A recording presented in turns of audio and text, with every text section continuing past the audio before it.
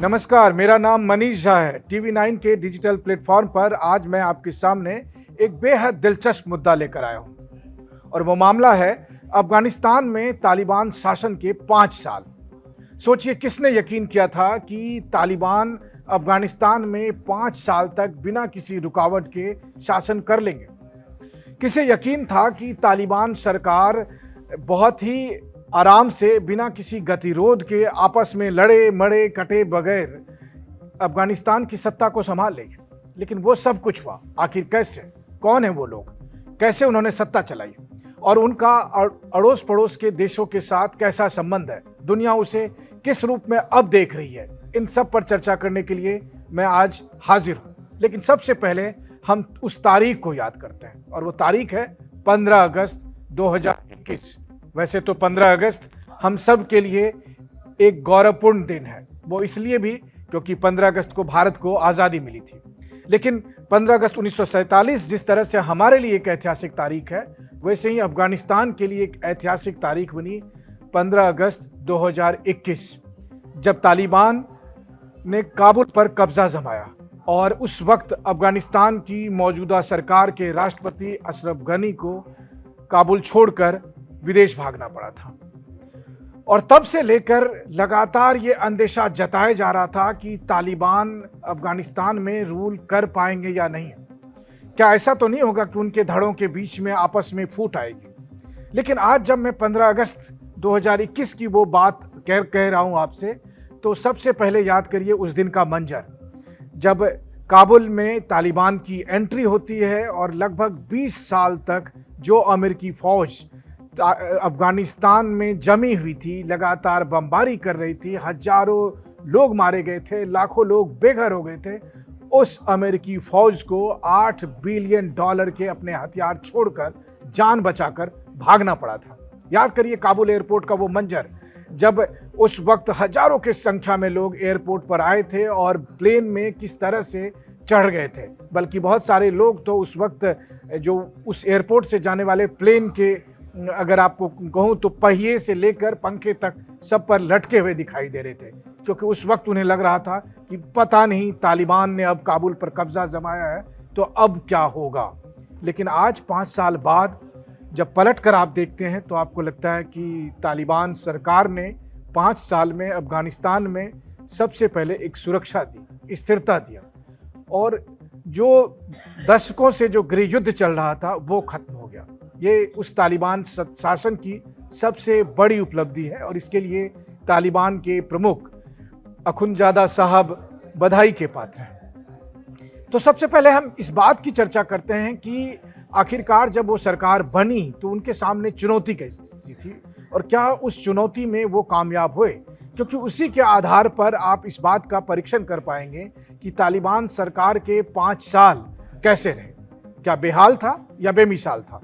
तालिबान सरकार के इस 5 साल की उपलब्धियों को समझने के लिए हमें पहले उनके स्ट्रक्चर को समझना पड़ेगा कि तालिबान सरकार में सत्ता किस रूप में स्थापित की गई है।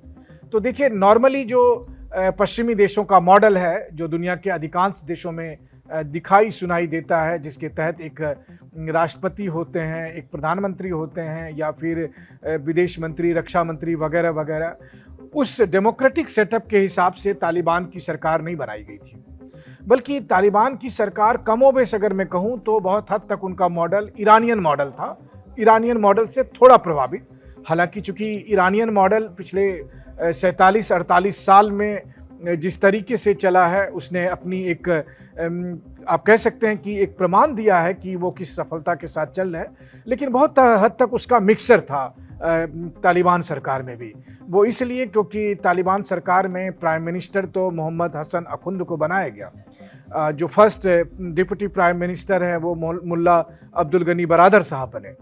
मुत्ताकी साहब को विदेश मंत्री बनाया गया, सिराजुद्दीन हक्कानी को गृह मंत्री बनाया गया, और मोहम्मद याकूब जो मुल्ला उमर के बेटे हैं, तालिबान लीडर मोहम्मद मुल्ला उमर के बेटे हैं, उनको रक्षा मंत्री बनाया गया।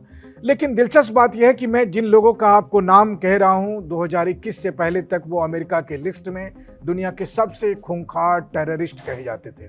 लेकिन जब उन्हें अफगानिस्तान की बागडोर मिली तो पिछले 5 साल में जिस तरीके से उन्होंने अपने देश में सत्ता संभाली, स्थिरता लाने की कोशिश की, शांति लाने की कोशिश की।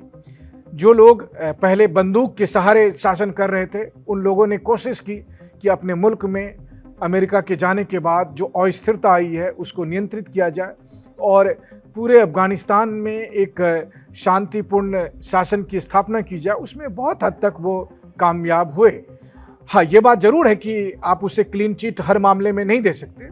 मसलन कि ज़्यादातर मुल्कों में से जो आवाज़ उठती है तालिबान सत्ता के ख़िलाफ़, वो ये कि चूँकि तालिबान सत्ता इस्लामिक अमीरात के फ़िलॉसफी पर आधारित है और इस्लामी शासन के नाम पर वो महिलाओं पर बहुत सारी पाबंदियां उन्होंने कर रखी है। बल्कि यूएन की एक रिपोर्ट कहती है कि अफ़गानिस्तान में महिलाएं कई कई महीने घर से नहीं निकलती है। लेकिन हम आप सब जानते हैं कि बहुत सारी बातें प्रोपेगेंडा का भी हिस्सा होती है और बहुत सारी बातें हकीकत से दूर। मैं ये नहीं कहता कि तालिबान शासन एक आदर्श मॉडल है, लेकिन जिस अफ़गानिस्तान में 20 साल में केवल बमबारी हुई थी, जिस अफ़गानिस्तान में 20 साल में केवल निर्दोष लोगों को टारगेट करके मारा गया था, अफ़गानिस्तान में मौजूद अमेरिकी फ़ौज के वो तमाम स्ट्राइक, और जिसमें अमेरिकी फ़ौज के साथ साथ उस वक्त जो अफ़गानिस्तान की सरकार में जो अफ़गान सेना थी, जो अमेरिकी फ़ौज के इशारे पर काम कर रही थी, इन सब ने अलग अलग गुटों के साथ जो पावर स्ट्रगल में हिस्सा लिया, जिसकी वजह से बहुत से लोग मारे गए थे। इसका अंत होना ज़रूरी था और वो अंत हुआ जब 15 अगस्त 2021 को काबुल में तालिबान पहुंचा और अमेरिकी फ़ौज को भागना पड़ा। एक तो सबसे बड़ी बात यही है कि 15 अगस्त 2021 की वो तारीख दरअसल अमेरिका के सीने पर सबसे बड़ा घाव है, जिसने उस सुपर पावर की इमेज को तहस नहस कर दिया, जिसने बताया कि केवल वियतनाम ही नहीं बल्कि तालिबान जैसे सशस्त्र गुट भी अमेरिकी फ़ौज को न केवल घुटने टेकने पर मजबूर कर सकती है, बल्कि दुम दबाकर भागने को भी विवश कर सकती है। और वही हुआ जब तालिबान गुट ने अब काबुल पर कब्ज़ा किया और अफ़गानिस्तान में मौजूद अमेरिकियों को भागना पड़ा। ये अलग बात है कि फिर कुछ ही दिनों के बाद जब अमेरिकी सेना ईरान से लड़ने गई, तो आज की तारीख में आप देख ही रहे हैं कि ईरान और अमेरिका की जंग में अमेरिका का क्या हाल हुआ है। लेकिन तालिबान सबसे बड़ा उदाहरण है कि एक गुट ने, बल्कि एक मुल्क ने भी नहीं, क्योंकि ईरान तो प्रॉपर एक देश है, उसके पास IRGC जैसी एक प्रोफेशनल आर्मी है, जिसके पास मिसाइल, बैलिस्टिक मिसाइल, ड्रोन और बहुत सारे हाई सोफिस्टिकेटेड वेपन है। लेकिन तालिबानियों के पास जो सबसे बड़ी बात थी वो था हिम्मत, वो था जोश, वो था सपना कि एक दिन वो अफ़गानिस्तान पर रूल करेंगे, फिर से रूल करेंगे, और उन्होंने कर दिखाया। और इसके लिए तालिबान की ग्रुप जो है वो वाकई में तारीफ़ के काबिल है कि उन्होंने किस तरह से उस लड़ाई को, सशस्त्र संघर्ष में जीत हासिल की। और जब मौका मिला सरकार बनाने की, तो फिर उन्होंने किस तरीके से खुद को बदला। तो मैं आज आपको यही बताना चाह रहा था कि उन्होंने खुद को किस तरीके से बदला। यानी कि जब वो सरकार में बने, तो जैसा कि मैंने आपसे बताया कि उन्होंने अपना एक स्ट्रक्चर ईरान से मिलता जुलता बनाया, जिसमें सुप्रीम लीडर जो है वो तालिबान के जो सर्वोच्च नेता हैं अखुंदजादा साहब, वो वहाँ के सुप्रीम लीडर हैं। उनको कोई ऑफिशियल पोजीशन नहीं है, लेकिन वो सुप्रीम लीडर है और वो हर महत्वपूर्ण मामले में उनका फैसला अंतिम होता है। और वो काबुल में नहीं रहते, कांधार में उनका बेस बताया जाता है और वो बहुत कम पब्लिक अपीयरेंस उनकी होती है। और अखुंदजादा साहब बेसिकली आप कहें तो मुख्य तौर पर तालिबान सरकार की जो कोर पॉलिसी है उसको वो अगर आप कहें तो मार्ग निर्देशन करते हैं। फिर आता है जो प्राइम मिनिस्टर हैं मोहम्मद हसन अखुंद, उनके नेतृत्व में काबुल में सरकार बनी हुई है और उस सरकार में सिराजुद्दीन हक्कानी, जो हक्कानी नेटवर्क के प्रमुख हैं। और आपको याद होगा कि ये सब एक ज़माने में अमेरिका के टेररिस्ट लिस्ट में थे, लेकिन आज वो गृह मंत्री हैं वहाँ पर। उसी तरह से आमिर खान मुत्ताकी साहब विदेश मंत्री हैं और पिछले साल जब वो भारत आए थे तो इस विज़िट ने दरअसल पूरी दुनिया में तालिबान सरकार के विदेश नीति को लेकर जो है सो सुगबुगाहट तेज हो गई थी। और सबसे बड़ी बात यह है कि तालिबान सरकार ने एक एक करके अपनी विदेश नीति में बहुत ही सोच समझकर फूंक कर कदम रखा। परिणाम उसका ये हुआ कि वो सच को सच पहचान पाए। वो पहचान पाए कि जो पाकिस्तान तालिबान को अपनी बापौती समझता था, जो पाकिस्तान तालिबान को एक एसेट्स के तौर पर इस्तेमाल करना चाहता था, उनके प्रति तालिबान का मोह भंग हुआ। ये अलग बात है कि आज की तारीख में हमारे बहुत से दर्शक जो पाकिस्तान से जुड़ते हैं, उन्हें कई बार लगता है कि मैं पाकिस्तान को लेकर ऐसी टिप्पणी क्यों कर रहा हूँ, लेकिन आप खुद ही देखिए कि वही तालिबान आज पाकिस्तान से मोह भंग क्यों हो गया। ऐसा नहीं है कि उसकी वजह यह है कि भारत ने मदद देनी शुरू कर दी, बल्कि उसकी वजह यह है कि कहीं कोई गड़बड़ तो पाकिस्तानी तौर तरीके में था ही। और तालिबान को भी ये समझ में आया कि अगर सरकार में आपको एक स्थिर सरकार देनी है, एक व्यवस्थित सरकार देनी है, तो पाकिस्तानी मॉडल में नहीं चल सकता। क्योंकि पाकिस्तान का आप उदाहरण देख लीजिए कि 1947 से लेकर आज तक पाकिस्तान का जो सरकार चलाने के तौर तरीके थे, उसकी वजह थी कि वो कभी भी एक स्टेबल गवर्नमेंट अपने देश में, पूर्णकालिक गवर्नमेंट नहीं दे पाए। जबकि उसकी तुलना में आप देखिए तो तालिबान सरकार ने 5 साल में क्या किया। तो मैं आपसे वही कह रहा था कि ये बात सही है कि तालिबान सरकार की जो सबसे बड़ी आलोचना होती है वो होती है सिविल राइट्स को लेकर, और ख़ास करके महिलाओं के प्रति तालिबान सरकार के रवैये को लेकर। हालांकि आप ये भी कह सकते हैं कि 20 साल पहले के तालिबान और अब के तालिबान में बहुत अंतर है। ये थोड़े मॉडरेट हैं, या फिर कम से कम वो सार्वजनिक तौर पर वैसा करते हुए दिखते नहीं हैं। लेकिन अगर उस मसले को छोड़ दिया जाए तो बाकी जो मुझे लगता है कि उनकी सबसे बड़ी उपलब्धि है कि जो अफ़गानिस्तान बहुत बुरी तरह से लगातार सशस्त्र संघर्ष में फंसा हुआ था, वहाँ पर तालिबान सरकार ने स्टेबिलिटी ला कर दी, शांति दी, स्थिरता दी, और वो उनकी सबसे बड़ी जीत है। जो दूसरी बात है कि उन्होंने धीरे धीरे अफ़गानिस्तान की सीमा से बाहर निकलकर दूसरे मुल्कों के साथ बहुत ही रैशनल तरीके से संबंध बनाया।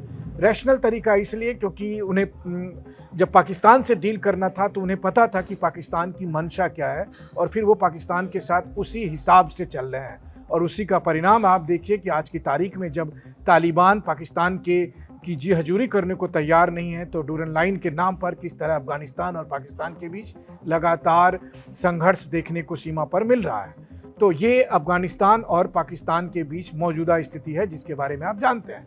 लेकिन सबको सरप्राइज हुआ जब तालिबान का भारत के साथ रिश्ते को लेकर जो डेवलपमेंट देखने को मिला। जब पिछले साल आमिर खान मुत्ताकी साहब दिल्ली आए थे, मैं भी उस प्रेस कॉन्फ्रेंस में मौजूद था। उसके बाद उन्होंने जब हम लोगों से बातचीत की थी, हालांकि उसमें भी एक बड़ा दिलचस्प वाक़या हुआ था कि जब भारत की महिला पत्रकारों ने उनसे कहा कि आप यहाँ पर भेदभाव नहीं कर सकते हैं, तो उन्होंने इस बात को माना, और फिर उसी हिसाब से वो हम भारत में मौजूद हम सब जो पत्रकार थे, तो वहाँ पर महिला पत्रकारों के साथ उन्होंने बहुत ही अच्छे तरीके से बात की। तो ये बताता है कि तालिबान कैसे अपने आप को एडजस्ट करने के लिए तैयार हैं। तो ये एक महत्वपूर्ण बात यहाँ पर साफ तौर पर दिखाई देती है। भारत सरकार ने भी तालिबान के साथ अपने इंगेजमेंट को लेकर जो अप्रोच किया है उसमें यही है कि जब अगस्त 2021 में तालिबान की सरकार बनी तो हमने आधिकारिक तौर पर मान्यता तो नहीं दी है, लेकिन हमने ये फैसला किया कि हमें इनके साथ इंगेजमेंट को बढ़ाना है। वो इसलिए भी क्योंकि अफ़गानिस्तान हमारा पड़ोसी मुल्क है, और भारत शुरू से ये बात मानता है कि किस मुल्क में किसकी सरकार होगी ये वहाँ के लोग तय करेंगे, कोई फॉरेन पावर नहीं तय करेगा। और उसी प्रिंसिपल के तहत जब अफ़गानिस्तान में तालिबान ने सत्ता संभाली तो हम उनके साथ बात कर रहे हैं, हम उनके साथ इंगेज हो रहे हैं। ठीक वैसे ही जैसे बांग्लादेश में मान लीजिए अब शेख हसीना नहीं है, तारिक रहमान है, तो हम तारिक रहमान साहब के साथ बात कर रहे हैं। जब म्यांमार में अभी जो सैनिक शासन है हम उनके साथ बात कर रहे हैं, क्योंकि एंड ऑफ द डे उस देश की जनता को तय करना होगा कि उनके यहाँ की सरकार कौन होगी। तो खैर, तालिबान के साथ भारत ने न सिर्फ अपना इंगेजमेंट बढ़ाया, बल्कि हम अभी 150 करोड़ रुपए की आर्थिक मदद भी दे रहे हैं, मानवीय मदद कह रहे हैं। इसके अलावा अगर आप देखिए तो चाहे कोरोना का काल हो, वहाँ पर वैक्सीन पहुँचाने की बात हो, या समय समय पर दवाइयाँ, खाने पीने की चीज़ और दूसरी जो मानव राहत से जुड़े हुए कामकाज हैं, सामान है, वो भारत सरकार पहुँचा रही है। इस तरीके से हमने दरअसल पीपल टू पीपल कॉन्टैक्ट को बढ़ावा दिया, और साथ ही साथ अफ़गानिस्तान के चाहे लोग हों, या अफ़गानिस्तान के पावर कॉरिडोर के लोग हों, या अफ़गानिस्तान के सत्ता के लोग हों, चाहे उन्हें इलाज कराने के लिए अगर भारत आता है तो भारत दिल खोल कर उसका स्वागत करता है। तो इस तरीके से हमने अफ़गानिस्तान में तालिबान सरकार के साथ अपना इंगेजमेंट को बढ़ाया है, जो बहुत ही मुझे लगता है कि बहुत ही रैशनल और समझदारी बड़ा फैसला है। वहीं दूसरी तरफ देखें तो सबसे पहले तालिबान शासन को जो वैश्विक तौर पर मान्यता मिली है वो रूस से मिली है। तो रूस लगातार तालिबान के साथ इंगेज रहा है, और उन्होंने सबसे पहले आधिकारिक मान्यता भी दी है। उसी तरह से चीन भी तालिबान के साथ लगातार इंगेज रहा है। तो अब आप सोचिए, चीन तालिबान के साथ अच्छा संबंध रखे हुए है, रूस तालिबान के साथ अच्छा संबंध रखे हुए है, लेकिन तालिबान का रिश्ता पाकिस्तान के साथ कैसा है? तो वहाँ लड़ाई हो रही है।